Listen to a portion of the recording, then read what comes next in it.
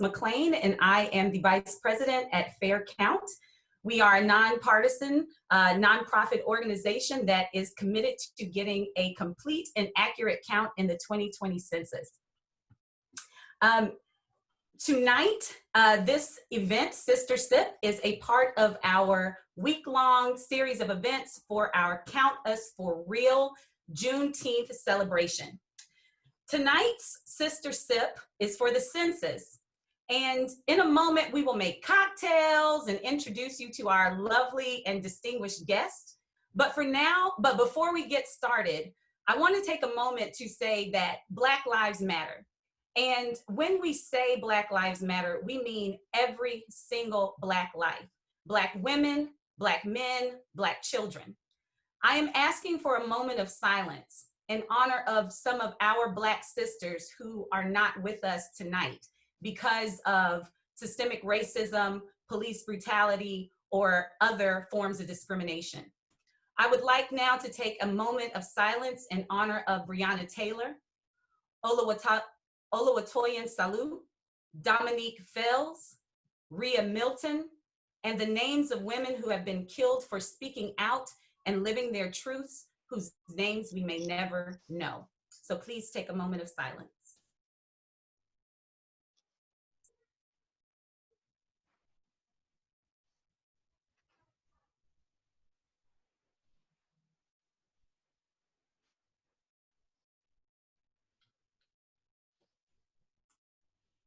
Thank you.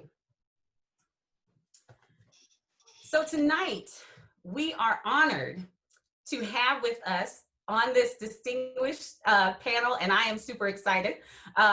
First, I would like to introduce you to the incomparable Audra Mcdonald. Audra is unparalleled in the breadth and versatility of her artistry, both as a singer and an actor.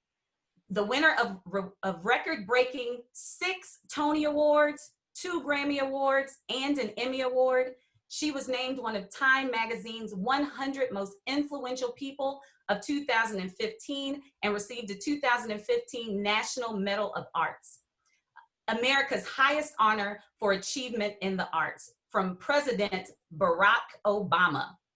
Blessed with, yes, woo woo. Yeah. All right. Blessed with a luminous soprano and an incomparable gift for dramatic truth-telling, she is as much at home on Broadway and opera stages as she is in roles on film and television. In addition to her theatrical work, she maintains a major career as a concert and recording artist, regularly appearing on the great stages of the world.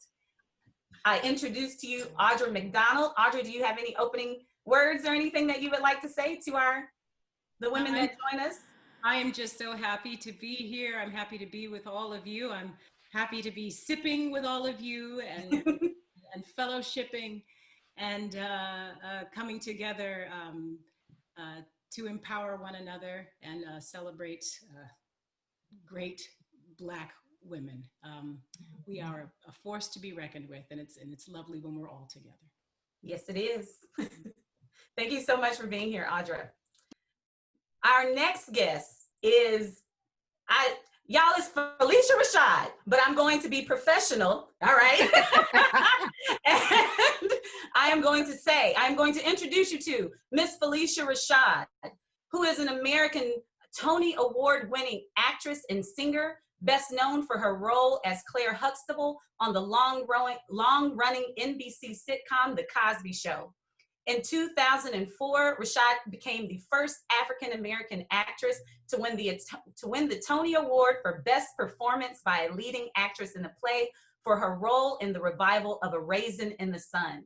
She resumed the role in the 2008 television adaptation of A Raisin in the Sun, which earned her the 2009 NAACP Image Award for Outstanding Actress in a Television Movie, Miniseries, or Dramatic Special.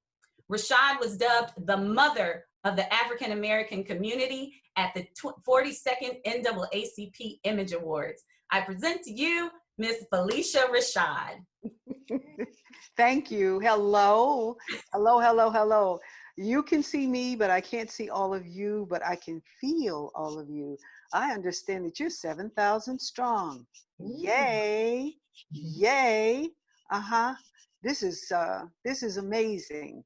So thank you very much. Thank you for having me with you tonight. Thank you so much for being with us. And last but certainly not least, I would like to introduce you to Miss Gaileen Connaughton. Did I pronounce that right, your last name? You did a great job. I've been practicing. All right. Gaileen is the National Census Chair for the Links Incorporated, a native of Detroit, Michigan, and a graduate of Hampton University and the Civic Leadership Institute. Gaileen has lived in Hampton, Virginia for almost 30 years. She is the president of Gaileen LLC Management and Marketing Company. She is active in the community and serves on the board of several state and local organizations, being a member of the executive board for the Urban League of Hampton Roads, first vice president for the Hampton NAACP, to serve on the Hamptons Arts Commission, and she serves on the Hampton Child Development Center Board and the Chesapeake Bay Academy Board. And with that, without further ado, I introduce you to Miss Gaileen Connaughton. Thank you. Thank you for having me. And I'm so honored to be on a panel with such other distinguished ladies who I admire so much. It's on behalf of our national president, Dr. Kimberly Jeffries. We are happy to partner with Fair Count. The census is very important, especially in the time that we're in right now. So I'm looking forward to the discussion, and I'm happy to be with you all. Thank you so much. So we build this as an interactive sister sip, right? So the way things are going to go tonight, we are going to start off with making our drinks to sip. In a second, our bartender is going to come in and make the drink, the signature drink for tonight, our strawberry lemonade.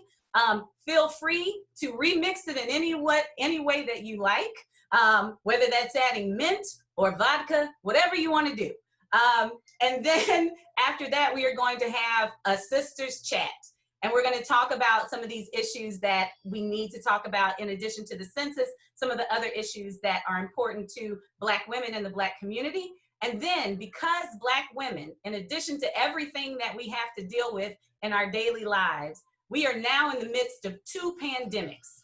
One is a virus and one is a systemic infection that we have not been able to rid ourselves of. And so we are going to end this with a wellness moment to just get us all centered and ready to continue on with the work that we have to do. And now I am going to bring in Jerry Butler, who is going to show us how to make our drink. Come on in.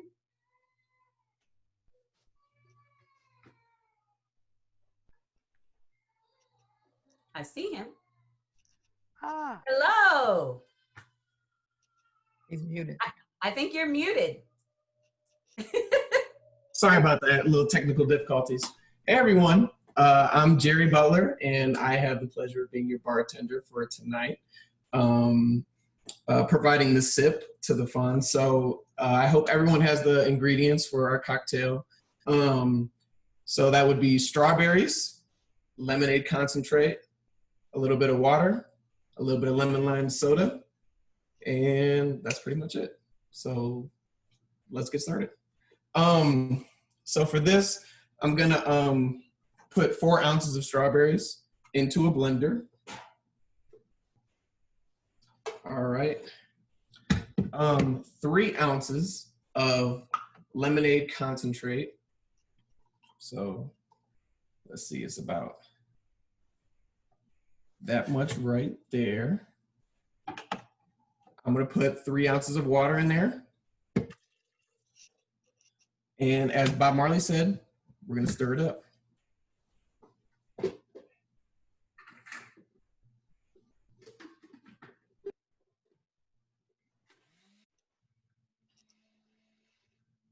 If I had known that you were going to invoke Bob Marley, I would have had my music ready. You can just go ahead and sing it. When you said You're gonna want to stir it till it's nice and smooth. I'm sorry you had to hear the blending. I know that's annoying. Get down. When you announced his name was Jerry Butler, I thought the Iceman was gonna come in. Get down. All right, so we're gonna put this all in a bowl, and that didn't really mix well, but you know, it's okay. All right, now I'm gonna add my favorite part, and it's not on the ingredient list, but I'm gonna just throw in a shot or two since it's gonna be a cocktail, you know. Have a little fun with it. Okay, let's say that's enough. And I'm gonna mix that up. And last but not least, you gotta pour it in your glass. Hold on, let's see.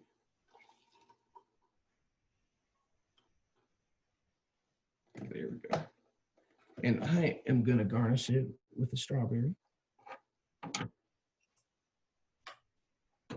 And there is your strawberry lemonade with a little bit of vodka. It looks delicious, Jerry. Oh, you put vodka in it. I didn't know that. I missed that part. Woo. I'm ready to celebrate Juneteenth right now.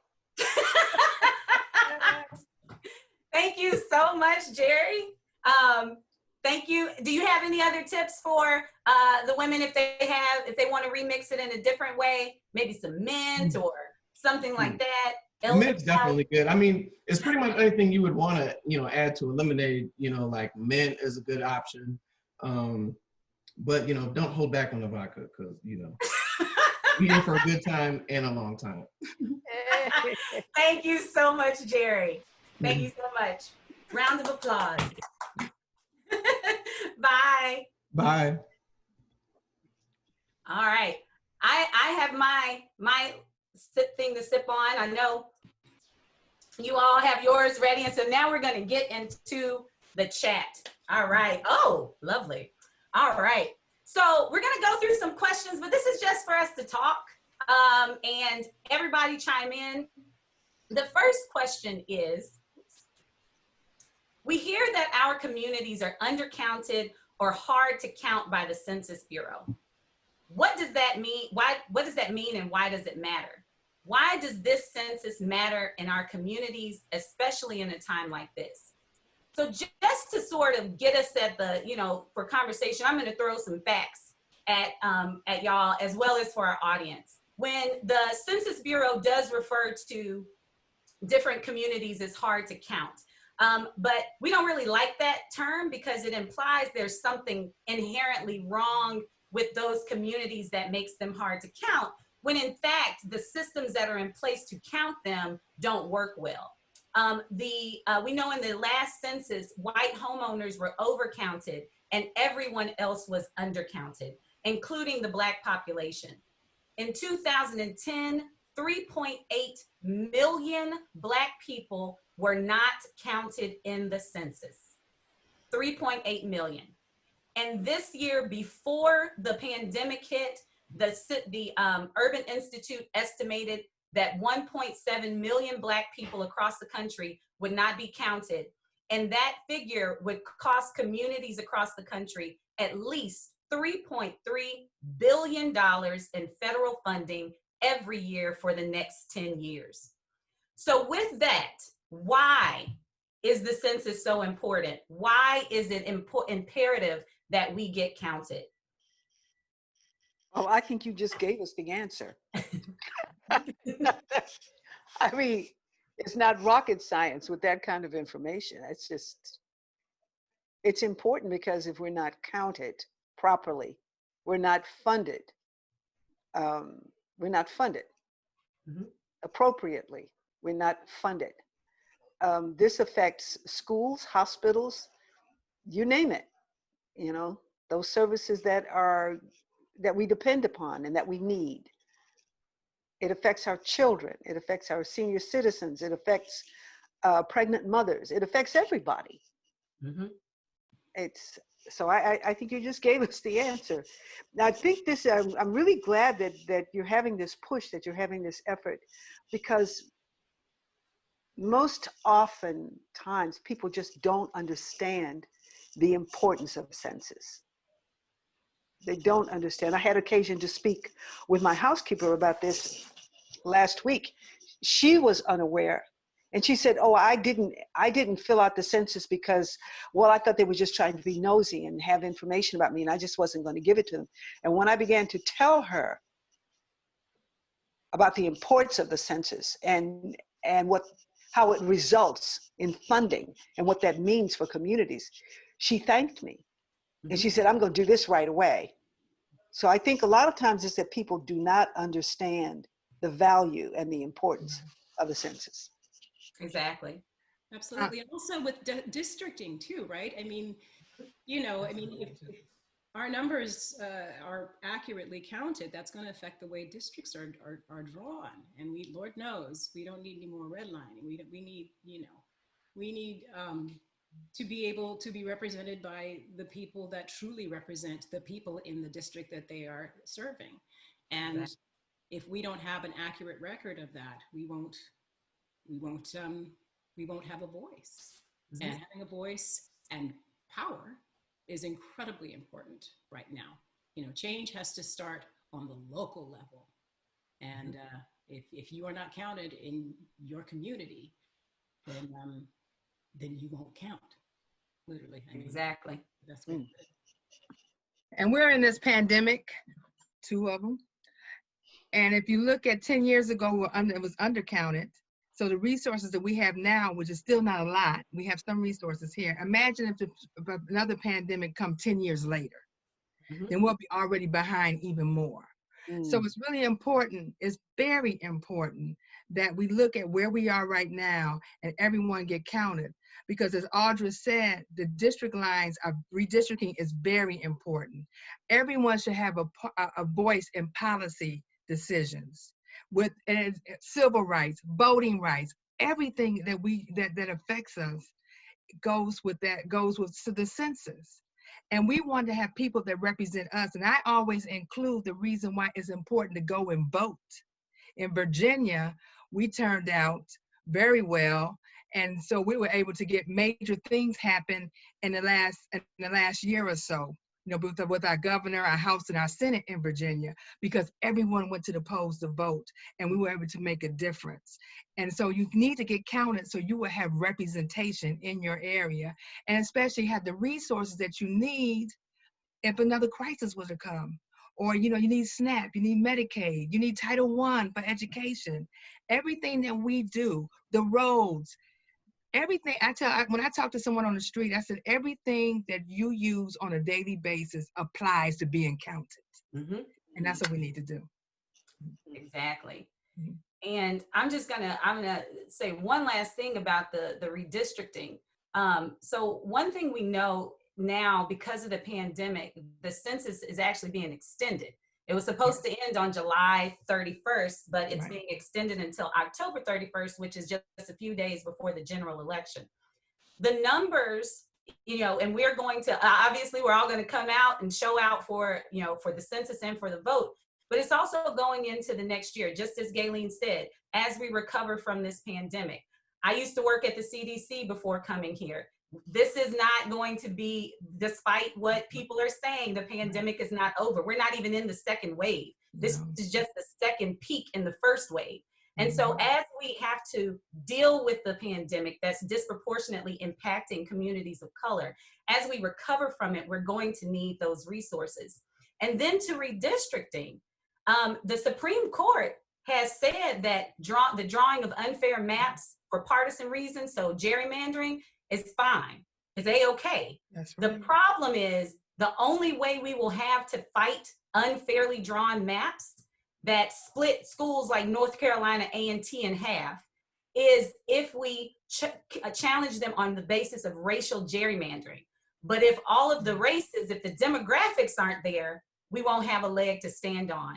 And so just like, we have to be, just like Audra said, we have to be thinking about the future, and we have to be thinking about how we get fair political representation. So our event today, we partnered with the Links Incorporated, and as a part of our Fair Counts Sisters for the Census initiative, which is in partnership with the National Council of Negro Women. Why do you think the census is important for Black women in particular? And how are organizations like the Links and like Black Theater United going to be working to make sure that Black women and Black communities are counted?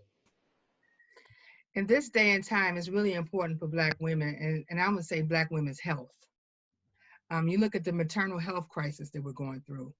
You look at women are the head of the household. Many women are the head of the household. And so they need resources and to help their families out. A lot of times women put themselves on the back burner, you know, and so we need these resources so we no longer have to be on the back burner. So with the Links, and Links, National Links Incorporated, we're gonna have, make the 4th work for us. You know, if the 4th of July was Independence Day, but it wasn't our Independence Day. June 19th, Juneteenth is our Independence Day. And so we decided that we want to make July 4th work for us. So what we're going to do, we kicked it off.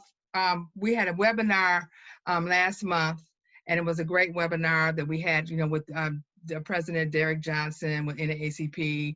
We also had Mark Morial with Urban League, Dr. Janetta Cook, our national president, Dr. Kimberly Jeffries, and some others that were on there from the U.S. Census that were on there as well. And it was a really, really good panel discussion to kick off the census.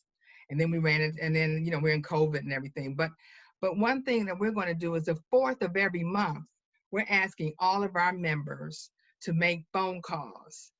And so if we have 15,000 members make 10 phone calls on the 4th of every month, the 4th of July, the week of July 4th, the week of August 4th, the week of September 4th, and then week of October the 4th, that could be touch over 600,000 people.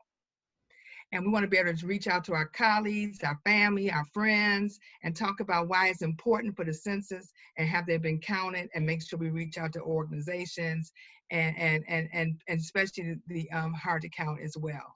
And then we want to end with a big rally to celebrate those chapters that really made a lot of different calls, phone banking and everything. We want to be virtually safe, you know, whatever during this time. That's awesome. Felicia or Audra, how is Black Theater United going to help make sure that our communities are counted? Well, Black Theater United just came into being yesterday. We just sort of announced our group yesterday, which it came out of a couple of us having just tearful conversations and texts within the theater community about what was happening to our Black men and Black women and our pandemic that we are suffering through with police brutality, and knowing the systemic racism that obviously exists in the country and in the theater community as well. And so a couple of us got together and then decided to have a Zoom meeting and thought, what can us sort of, at first we were calling ourselves sort of the old Black folks of Broadway, what can we do? What can we do to help our community? And that is not only our theatrical community, but what can we do to help our Black brothers and sisters all across the country? And we decided that we needed to come together just with one united voice to say that we are not going, first of all, we're done dying. That's not happening anymore. We're done not being counted. We're done not being seen. We're done not being heard. And so we put out a PSA yesterday to just sort of state that we are here and we are going to raise our voice both to affect change in our theatrical community and our community at large. Our group in particular really wants to focus on empowering Black people on the national stage, you know, not just in the theater community. And so we know how important the census is. So one of the things that we're doing is, because we have social media, thank God, I don't know, you know, I think about Dr. King and I think about Malcolm X and I'm thinking, how did they do what they did without computers, internet and social media? But we are starting to sort of push the message about how important the census is. We are planning on doing PSAs and doing it in our sort of creative way that we can. I mean, we can get out and sing about the census, about how important it is. We can go out and you know, I've already put something on my Instagram this morning saying, you know, have you signed up? Have you done the census? Tag me in your story once you've done. Just to encourage our friends and family and our fans, because we have reach in that way. Another thing that's interesting is, you know, I'm finding that I'm having more and more younger fans on social media and whatnot. And I know that those kids, the ones that sort of look up to us, they are the ones who are really on the front line of knowing what's going on. Kids are hip these days. Do you know what I mean?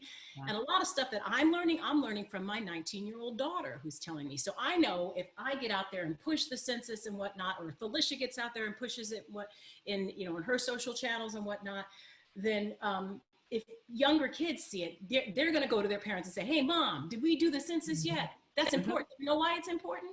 In the way that my daughter is teaching me, you know, half the time I don't know about, you know, the right way to phrase something, or we don't say that anymore, or we do it like this. And so it's just having as much reach as possible. And because the theater community is, especially the Broadway theater community, Black community, we've all come to New York from somewhere else. Most of us have. We have local reach back in our home states and our home counties and cities. And so we can go back and sort of galvanize our own communities in that respect. Felicia, do you have anything you want to add to what we read? No, you just said it all. And part of that is being here with you tonight. Mm-hmm. You know, we were very, very happy to receive this invitation, very eager to come, because sometimes just in our presence, it evokes, you know, thought, it evokes inspiration, it evokes movement, it inspires people, it moves people to do things. But we're more than about just being present. We really are doing things, just as Audra said. I had an interview today, Juneteenth interview, with a local CBS, ABC affiliate in Houston, Texas. And of course, you know, the conversation is about me growing up in Houston and about the career and all that. But there was room and space was made to talk about the importance of the census. Oh, amazing. Yeah. This is what we do. This is what we do. Well, I don't know how anybody who's listening to or joining us on this call does not know how important completing the census is. My call to action for every woman that's on this phone is that, or on this call, is that if you have not completed your census yet, go to my2020census.gov, get counted, make sure your families are counted. Then go tell all your girlfriends, your boyfriends, everybody to get counted, because we have to make sure that we are represented so that we can get our fair share of $1.5 trillion in federal funding that will be allocated every year for the next 10 years, as well as our fair share of political power. So we're going to pivot a little bit, and now we're going to talk about Black women, okay? So Black women, I know, right? We're amazing. Black women already do so much for our communities, but we also have to make sure that we don't burn out and that we take care of ourselves. What are some tricks to avoid what are some tricks for self-care to avoid burnout? Well, one of the things that I like to do is have quiet time every morning. Now, for Black women, that's going to mean waking up earlier than early, which is what we do anyway with children and husbands alike. But, you know, when you think about it, when you're offering yourself with so much love to people that you love, to your children, to your husbands, to your parents, you got to offer something to yourself. And that should be every day. Finding some time, if not in the beginning of the day, in the middle or the end, to sit quietly with yourself, just to be still and let the mind rest. Just, you know, let the mind rest. That for me is number one. That's the beginning. Then, of course, there are other things. I love the spa. I love the spa.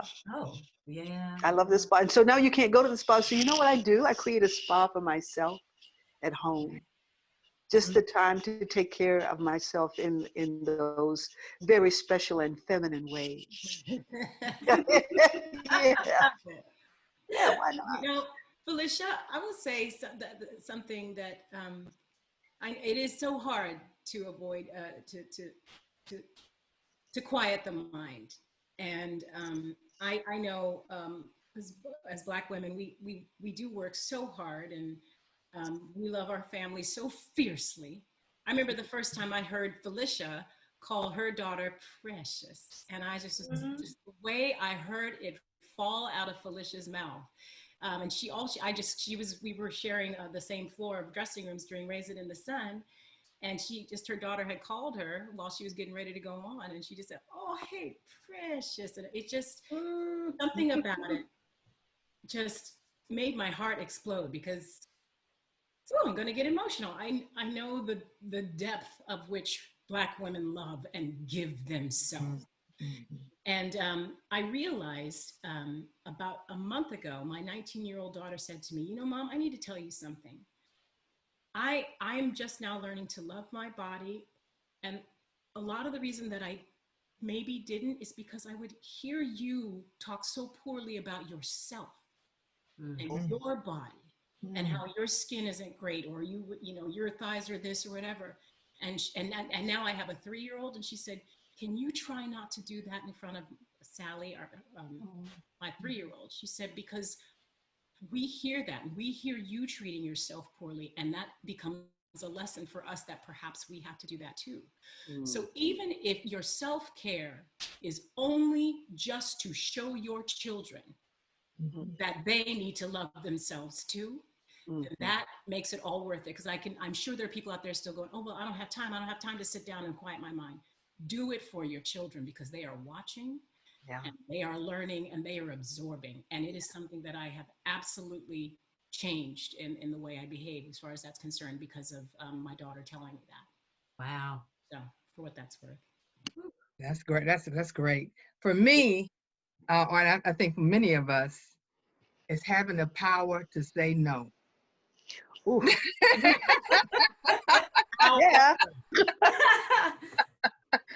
I mean, when people see your talent, they want you to serve on all kinds of boards. They want you to do this. They want you to do that. They work on this project, that project, and you want to help everyone.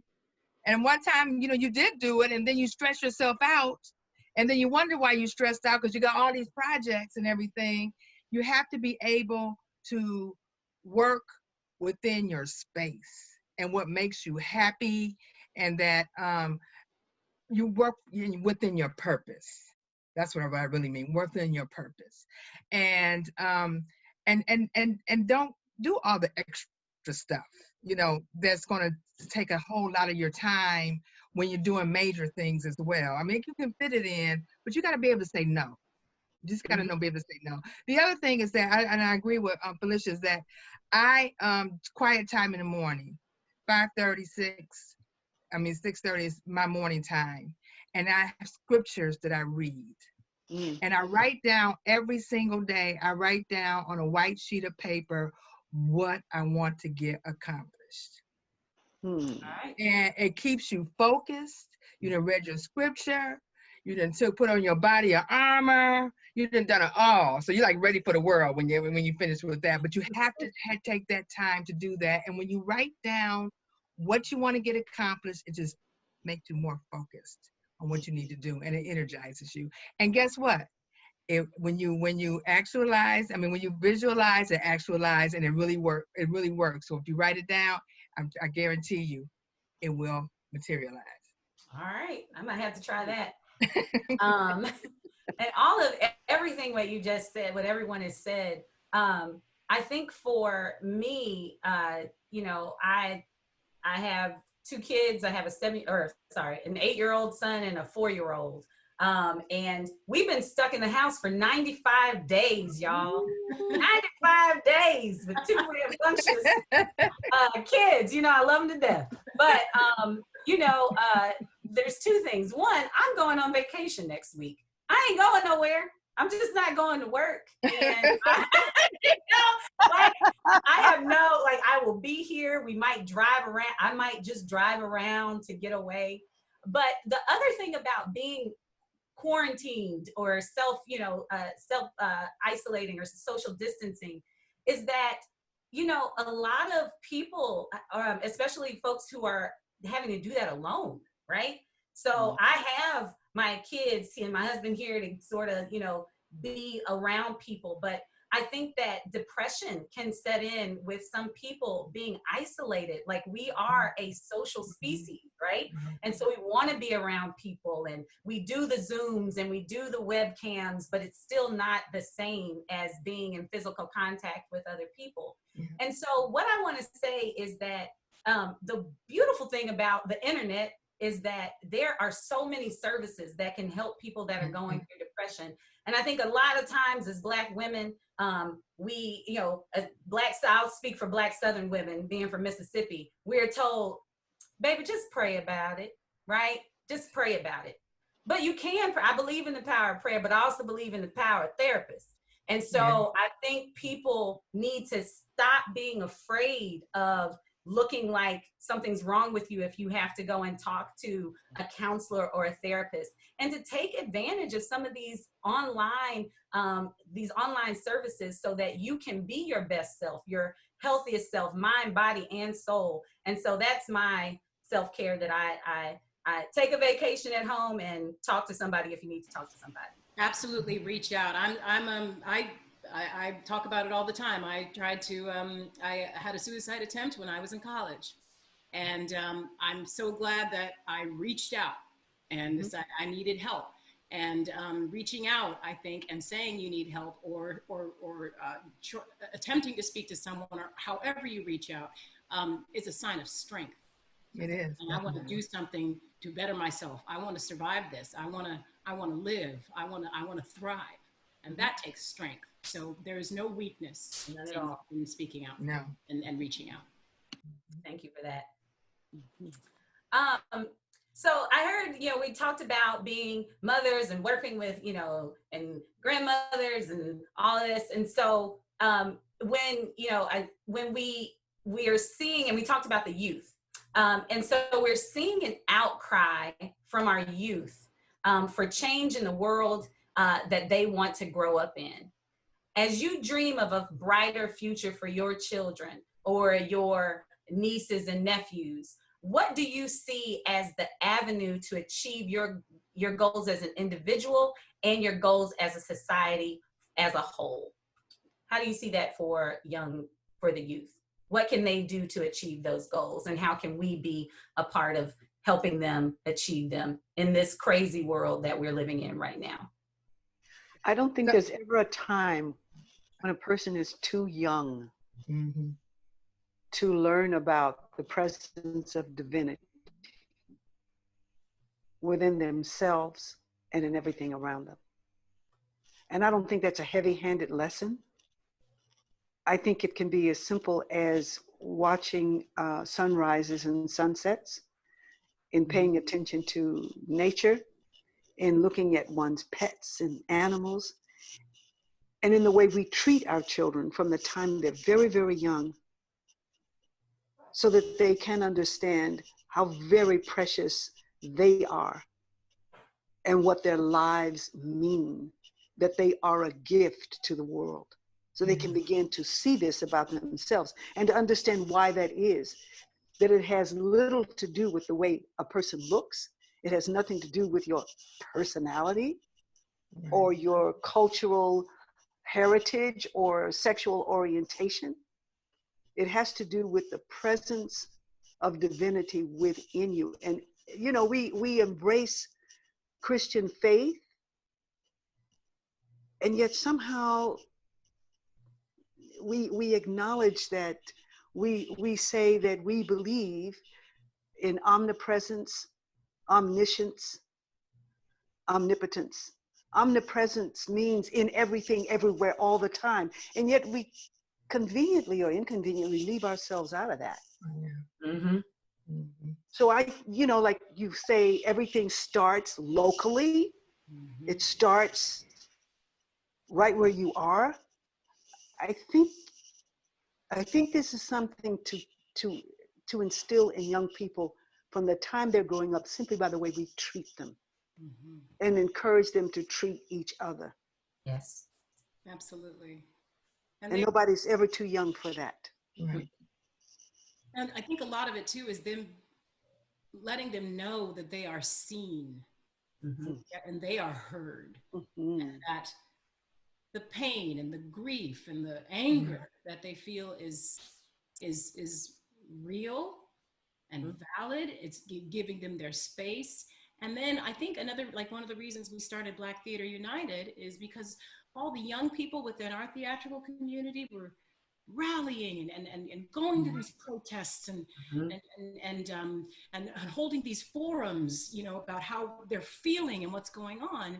And I realized, as you know, someone who's older in this community, I was like, we need to be there for them. You know, maybe we can't go to the protest, but we need to let them know that we are here and that we are support them, and we too need to fight for their right to grow up and thrive in a more equitable and just world. And so that's one of the reasons we kind of created Black Theater United to begin with, just to say, we're here, and in a way, we're gonna try and now help hold the front line for you and clear space so that you can thrive.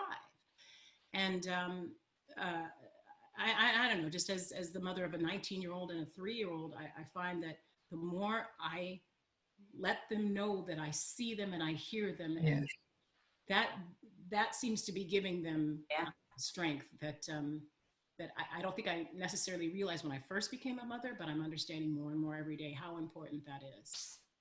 Still keeping them in line. Yes, you gotta do that. You definitely gotta do that. You definitely have to do that. But I hear you and I see you, and you still have to pick up your clothes off the floor. That's exactly right. That's exactly right. My son is 22. He'll be 23 in October. And ever since he was little, even when he was a baby, I took him everywhere with me. I took him to all my NAACP meetings. I took him to any marches I went to. I mean, I had my stroller. He was always, he was raised in that type of environment. And I tell everyone that I'm raising a leader. I don't know, he might lead one or he might lead many. I don't know what he's gonna lead, but he's gonna be leading something. You know? But you know, I'm so proud of him because he's coming into his purpose. He doesn't quite know what it is yet. I think it's becoming to reveal itself to him, and in time it will. But one thing is that he's taught me so much because his generation don't have all the stuff. They don't have all that stuff, that we carried and our generations carried. They don't have all of that. They don't worry about who you're sleeping with, and they don't worry about, your race and all that. They don't have all that stuff.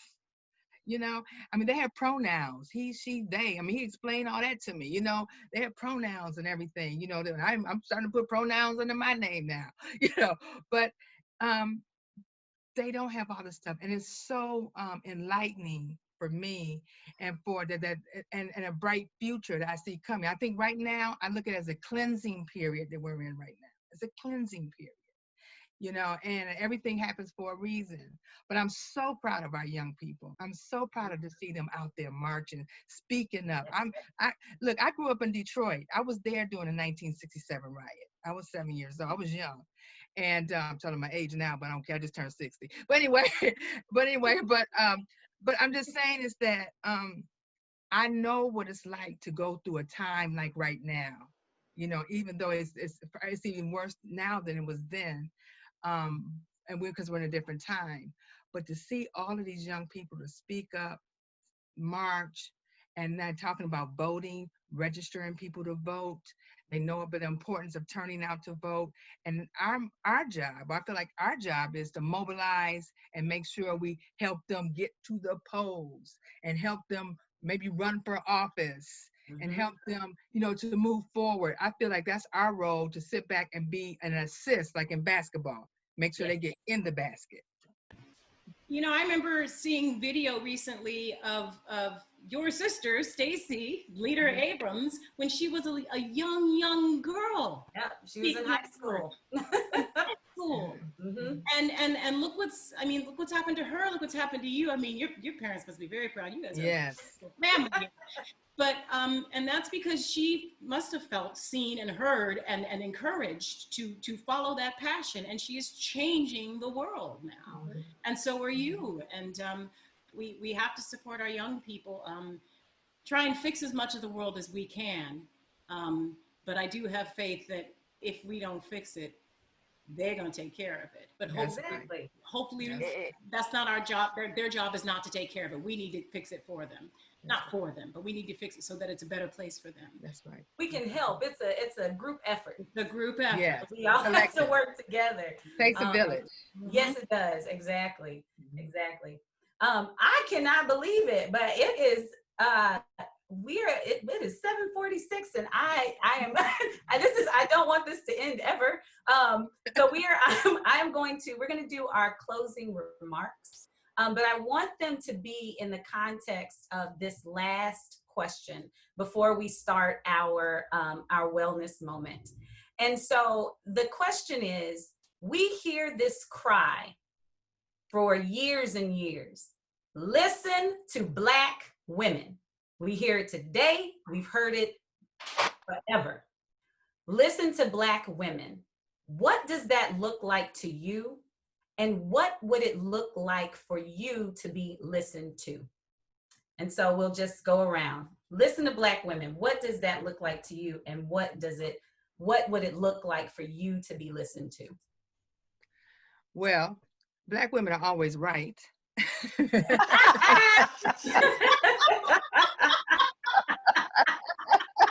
me just start there. Okay. But you know what? When you say you listen, you look. And I keep going back to voting, and it goes with counting and everything else. But you look at the power of the Black woman's vote.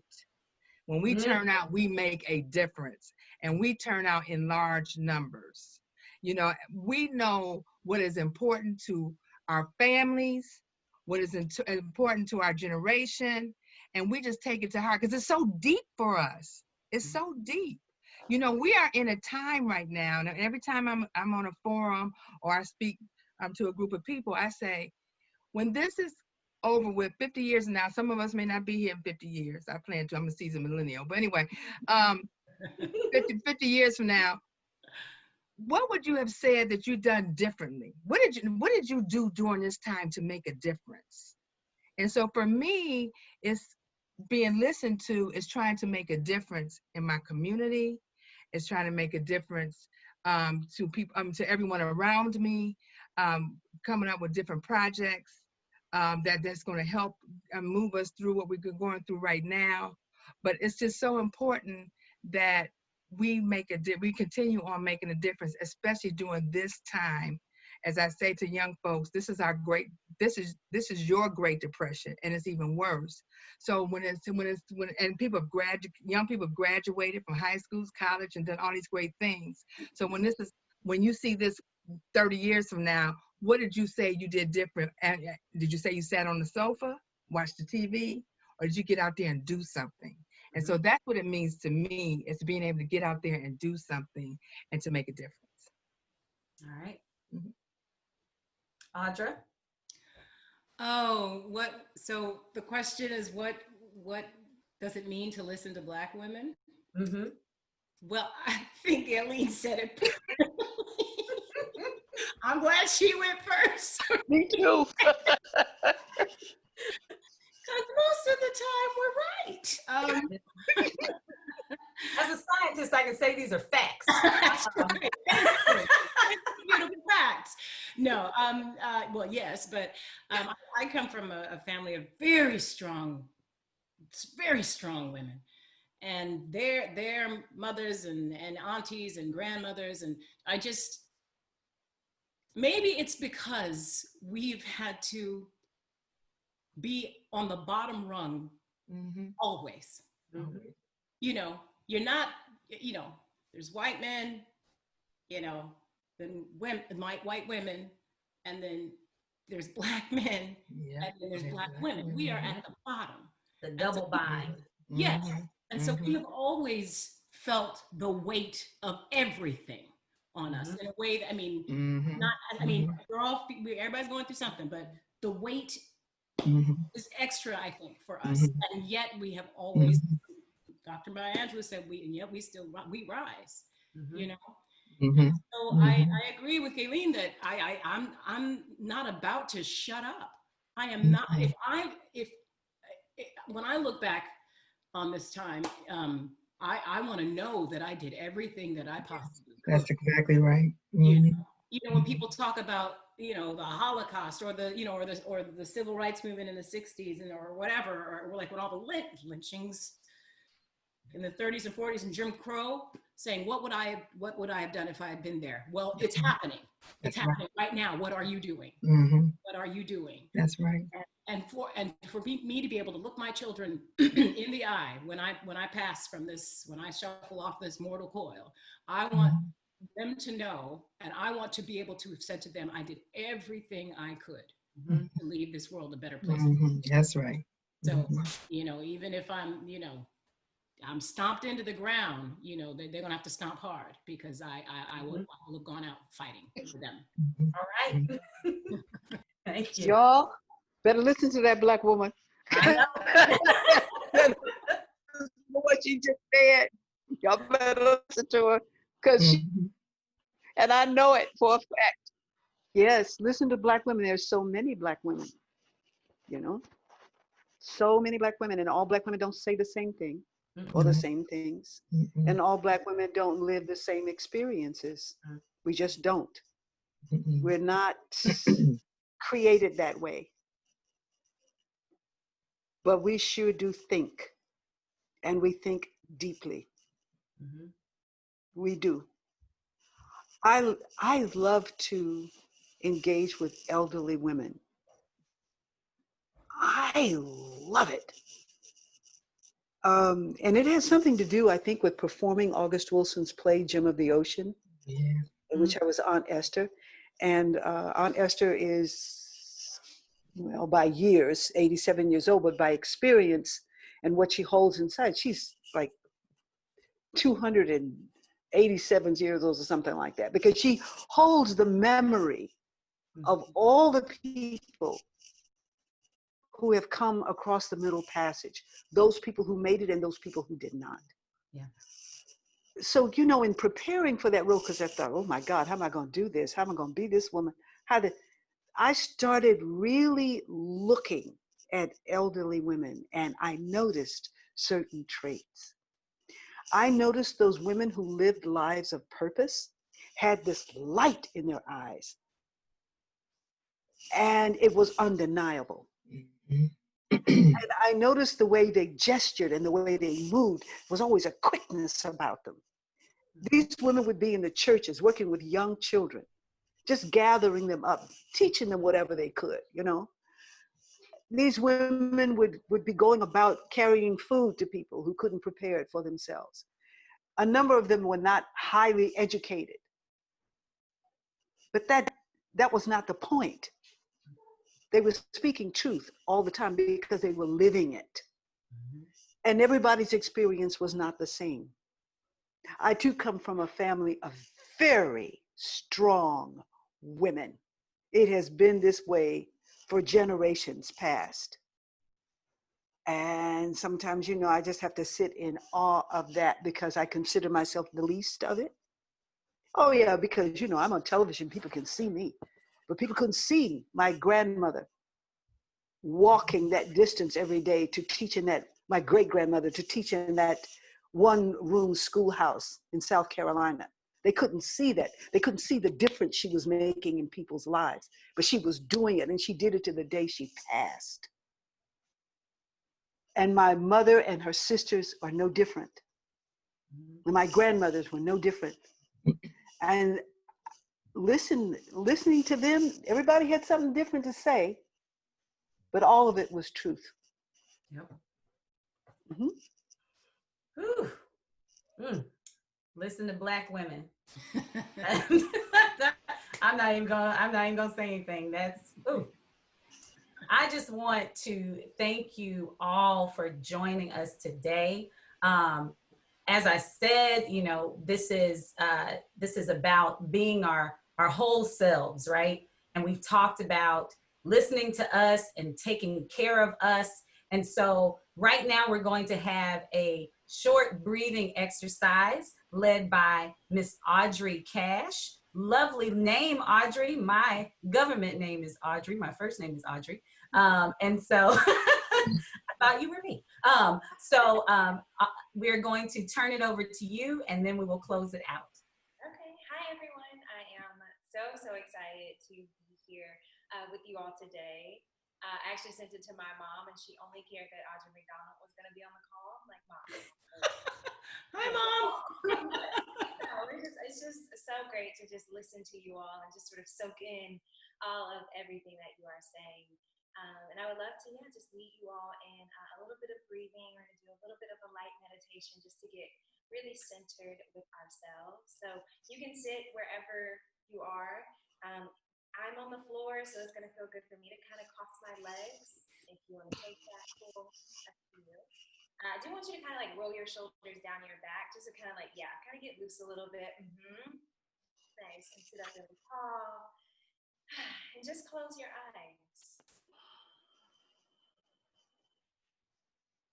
And sort of this first part is really just allowing yourself to sort of settle into this moment. Right? So taking in all of the amazing advice that we have just listened to. Just taking in and sort of allowing it all to feed your spirit. Just notice how you're feeling in this moment.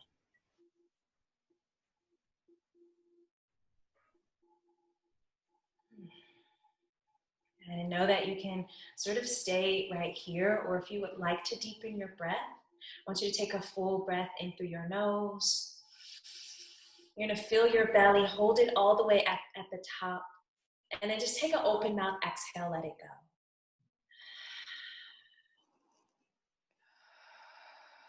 And let's do 2 more just like that. So full breath in through your nose. Exhale, let it go. Let's see, how does it feel to take 1 more? Maybe filling up a little bit deeper. Exhale, just let it out.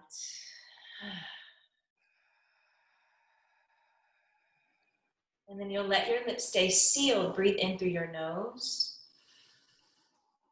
And just breathe out of your nose. So the breath sort of like, as you inhale, it might even sort of lift you slightly. And just see what you can let go of on the exhale. What do you no longer need? And then just for a few moments, keep that rhythm to your breath. And sort of in that space of just sort of receiving and embracing all of this good love, good light, good energy. Maybe start to think of an I am statement, something that speaks to you, something that you're looking to sort of carry with you throughout the rest of your day, maybe even into tomorrow. If an I am is sort of already coming to mind, something that you can claim over, start to think of that now. But if you're open to it or nothing's really coming to mind, I'd love to offer up the suggestion of I am here. Right? Because not only do we deserve to listen to Black women, but we deserve to take up space in this world. We deserve to be the light, to help not only our community, not only the people who are connected to our purpose, but we continue to reach outside and just continue to stay intertwined and connected with each other. So keep claiming that, right? I am here.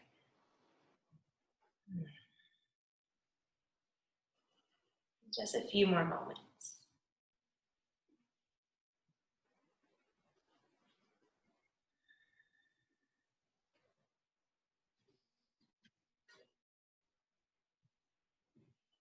And then just as we start to wrap this up, I want to challenge you. You know, how can you keep taking up as much space as you deserve? right? How can you allow yourself to fully stand in knowing that you are here, knowing that you serve a purpose, and also just allowing yourself to be open to everything around you, every opportunity that's coming your way.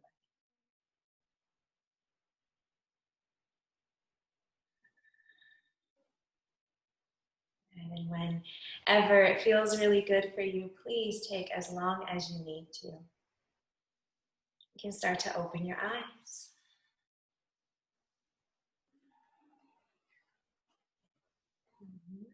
Thank you so much, you all. Thank you, Audrey. Thank you so much. Pleasure. And thank you again to our panel, Gaileen Connaughton, Felicia Rashad, Audra Mcdonald. Thank you so much for the words of wisdom and just everything that you imparted today. And thank you all for joining us tonight. I hope that this brought some peace and some joy and some just anything to you tonight. I know I feel full right now. And so the last thing I'll say, it takes a village. It's something that was just said a few minutes ago. It takes a village, and we are a village of Black women.